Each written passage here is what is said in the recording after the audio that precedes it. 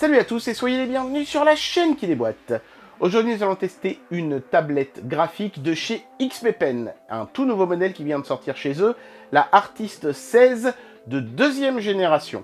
Il s'agit d'une tablette tactile qui intègre un écran de 15,4 pouces. On dessine donc directement sur l'affichage plutôt que d'avoir une zone tactile qui reproduit les mouvements sur un écran. Donc ça permet, je pense, pour les gens qui sont ultra débutants, de mieux s'en sortir et de vraiment dessiner avec une précision au top. Reste évidemment à voir quelle sera la qualité de ce fameux écran. Alors on va tout de suite faire le test. Je m'excuse par avance pour ma voix dégueulasse, mais j'ai toujours une bonne grosse crève qui ne veut pas me lâcher. Voilà, donc on va essayer de survivre jusqu'à la fin de ce test. C'est parti, on y va. Très coloré, hein, ce packaging de chez XP Pen. Bah, c'est une bonne idée, hein. Après tout c'est un produit pour les artistes, donc si l'emballage était morne et terne, ce serait un petit peu bizarre. Et vous allez voir que le produit en lui-même est très coloré aussi, puisque cette tablette est disponible en plusieurs coloris. Moi j'ai reçu le modèle vert, voilà, mais je crois qu'ils en font aussi une bleue, une rose, et pour ceux qui préfèrent quelque chose de classique, une noire. On va tout de suite procéder au déboîtage. Hop, ça s'ouvre comme un coffret. Petit bloc de mousse qui fait plaisir pour bien protéger l'ensemble. On tombe immédiatement sur le produit. Comme vous pouvez le voir, sa taille est conséquente, hein, puisqu'on est sur un écran de 15,4 pouces. Forcément, ça va occuper de la place. Et puis, il y a de grosses bordures pour pouvoir poser ses poignets aussi. On regardera bien sûr la tablette dans le détail dans un instant. On a aussi l'adaptateur secteur, qui n'est pas indispensable. Hein, je vais vous expliquer pourquoi dans un instant, mais la plupart d'entre vous en auront certainement besoin néanmoins. C'est un adaptateur secteur au format US. Hop. Mais vous pouvez très facilement adapter, par exemple, la prise française qui est fournie. Hein, il y a plusieurs prises pour plusieurs pays, comme ceci.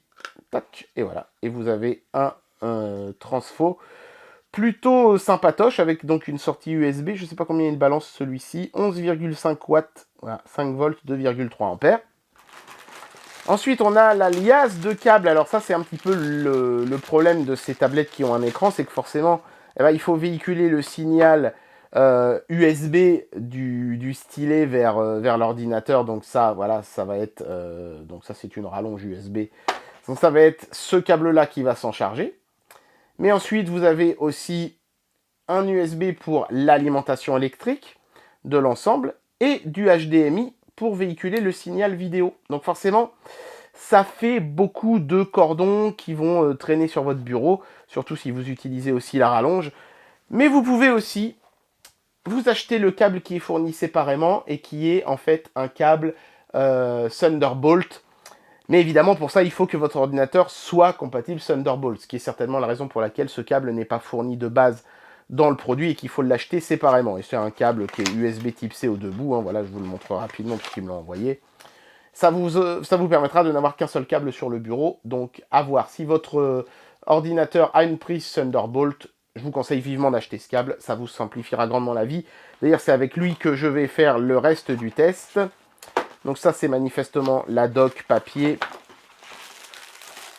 On a aussi des pointes de rechange pour le stylet, il y en a 10. Un outil pour éjecter les pointes de stylet justement. Une petite chiffonnette et un gant taille M pour pouvoir dessiner avec... c'est bien, j'imagine, pour les gens qui transpirent et qui ont la main qui glisse pas bien. Vous mettez le gant et il n'y a plus de problème. Et puis le dernier élément du packaging, bien sûr, c'est le stylet. Un stylet qui fonctionne par induction, pas besoin de le recharger. Et qui est plutôt basique dans sa conception, mais qui est très agréable en main, ma foi.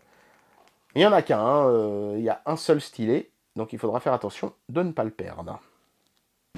Allez, on va regarder la tablette de plus près maintenant. Vous devrez bien sûr penser à enlever les films de protection et autres plastiques d'emballage de l'écran de cette tablette, parce que sinon, vous allez passer à côté du plus gros avantage de cette dernière, c'est son filtre anti-reflet qui est vraiment très convaincant. Ça fonctionne très bien.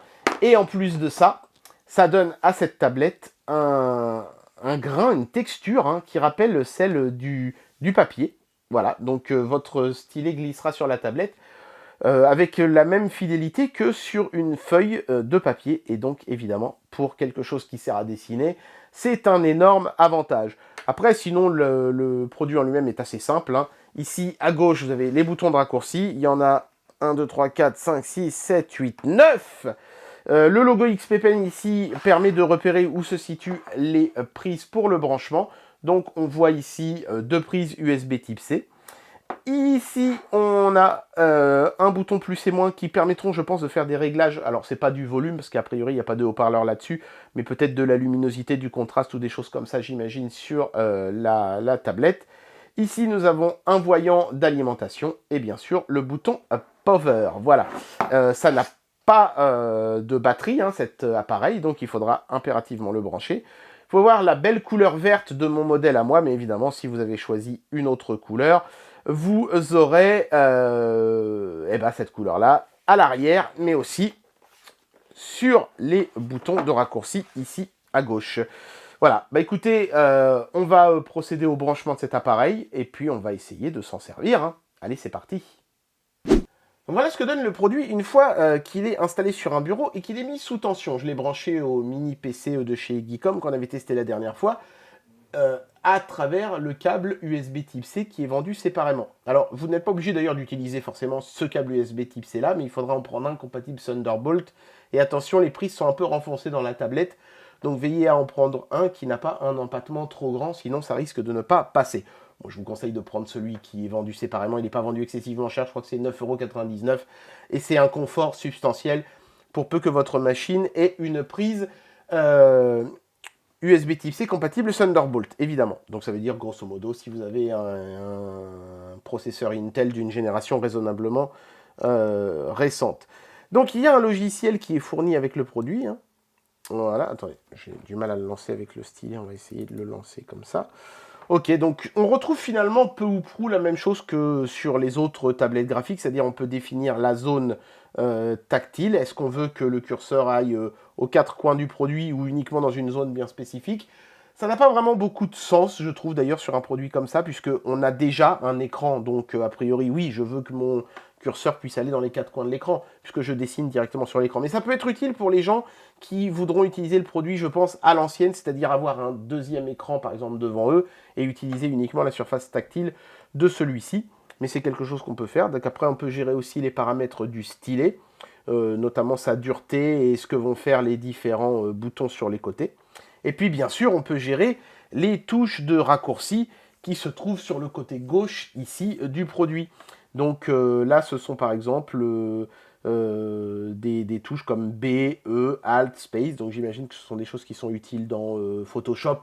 Ça, c'est quelque chose, bien sûr, que vous pouvez changer. Il suffit d'appuyer sur tous les raccourcis clavier et vous avez l'ensemble des 9 touches de votre clavier qui sont disponibles. Eux me disent 10, 1, 2, 3, 4, 5, 6, 7, 8, 9, 10. Oui, il y a 10 touches. Je ne sais pas pourquoi je vous ai dit 9 tout à l'heure. Effectivement, il y a 10 touches.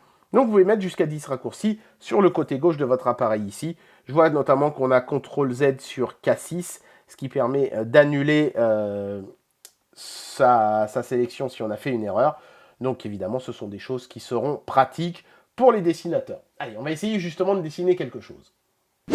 Ok, donc on va faire d'abord un premier test qui est celui du stylet, voir comment ça dessine et notamment les différences de pression. Donc je vais appuyer très légèrement sur le stylet. Voilà. Puis maintenant je vais appuyer plus fort. Voilà. Puis maintenant je vais appuyer de plus en plus fort. Voilà, donc on voit bien que le trait est de plus en plus épais. Ça fonctionne nickel. Ça, c'est vraiment quelque chose d'extrêmement plaisant. On m'a fait la remarque de tester si un trait oblique se faisait sans wobbling, hein, c'est-à-dire sans que ça fasse des vagues. Donc, hop, j'en profite pour tester le bouton annuler effectivement sur la gauche, ça fonctionne. Donc en fait, si je fais un trait oblique, est-ce qu'il est bien oblique? Franchement, le wobbling, j'en ai un tout petit peu en bas là, un petit peu ici au milieu, mais c'est vraiment très faible. Et ça, c'est lié au fait, évidemment, que le système de pression du stylet n'est pas constant, hein. Sachez que vous pouvez désactiver ce système et faire en sorte que vous gériez les tailles de pinceau uniquement et exclusivement avec votre logiciel de dessin. Mais ça marche bien, hein. Franchement, on est vraiment, j'ai envie de dire, dans le haut du panier de ce que font habituellement les tablettes graphiques. Maintenant, je vais essayer de dessiner un petit truc. Je vais me mettre en noir, moi, parce que dessiner en couleur, c'est peut-être un peu trop m'en demander. Je vais essayer de refaire le Bomberman de la dernière fois, tiens.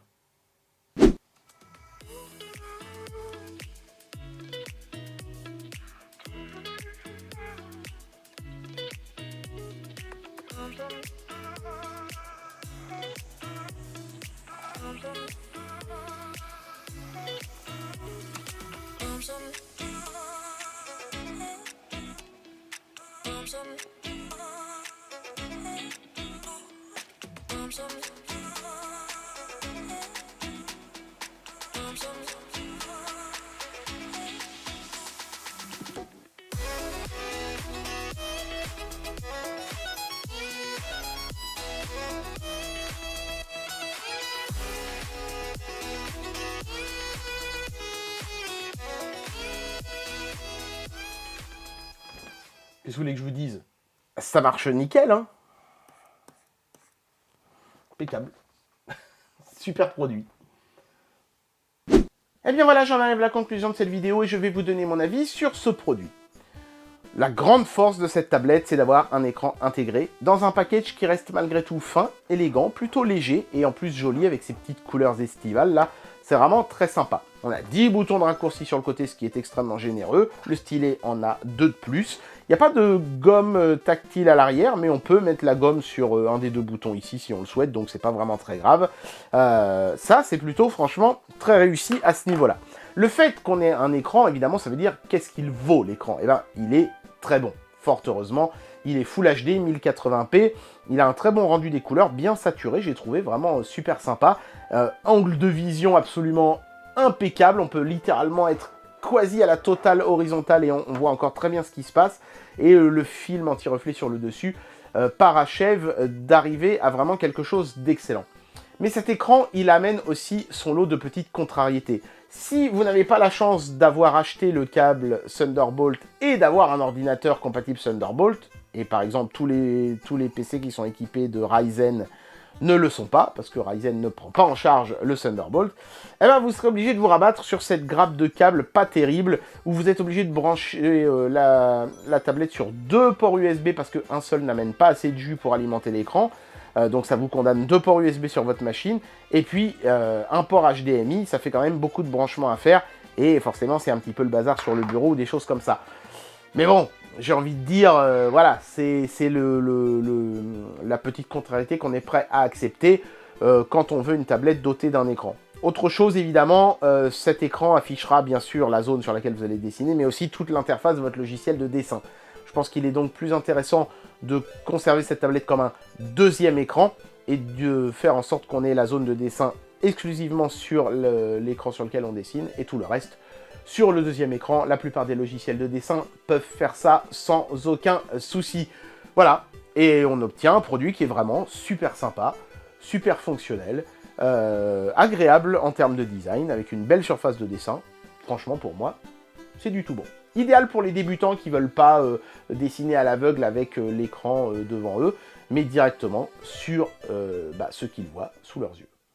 Et bien voilà, c'était le test de cette tablette graphique de chez XP Pen. J'espère que cette vidéo vous aura plu, et moi je vous dis à très bientôt pour un prochain test. Allez, tchuss!